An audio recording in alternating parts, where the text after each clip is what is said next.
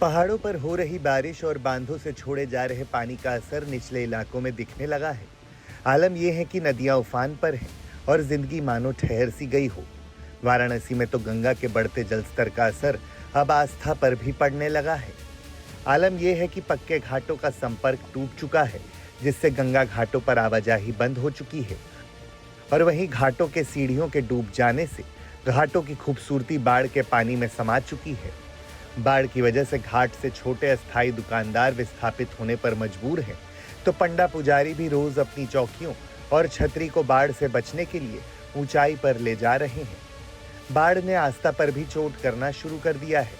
अभी पहले ही महाशमशान मणिकर्णिका घाट पर 5 में से शवदाह वाले 3 प्लेटफॉर्म के डूब जाने से सिर्फ 2 ही प्लेटफॉर्म बचे हैं, तो वहीं ऐसी परिस्थिति के लिए बनाए गए छत पर लोगों को शवदाह करना पड़ रहा है।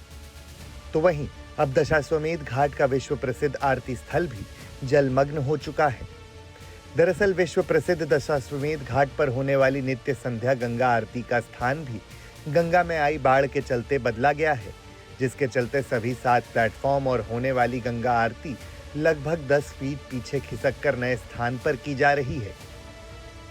वाराणसी में लगातार गंगा उफान पर है, जिसके पीछे बड़ी वजह है पहाड़ों पर हो रही मूसलाधार बारिश और बांधों से छोड़े जा रहे पानी। देख सकते हैं इस समय वाराणसी के दशाश्वमेध घाट पर हम मौजूद हैं।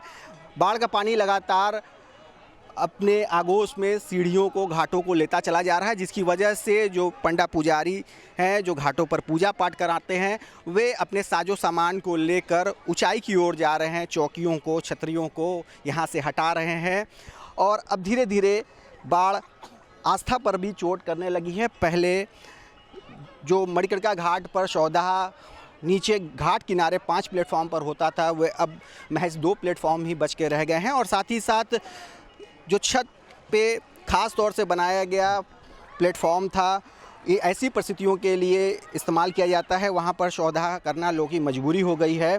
और जिस स्थान पर हम खड़े हैं वे दशाश्वमेध घाट का आरती स्थल है।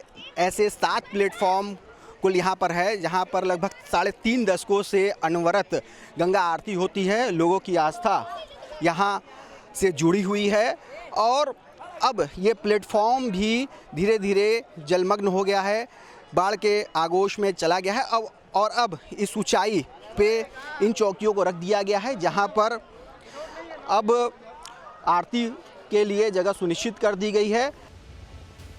एहतियात के तौर पर छोटी और मझोली नाव के संचालन पर रोक लगा दी गई है और बड़ी मोटर बोट को क्षमता से आधी ही सवारी बैठाने की अनुमति है। साथ ही बता दें कि बाढ़ के पानी की वजह से लगातार जल पुलिस की ओर से नाविक और स्नानार्थियों को अनाउंसमेंट करके हिदायत भी दी जा रही है। अगर गंगा के जलस्तर में और बढ़ाव होता है तो मोटर बोट पर भी रोक लग जाएगी और 2-3 महीने उन्हें बैठकर ही बेगारी झेलनी पड़ेगी।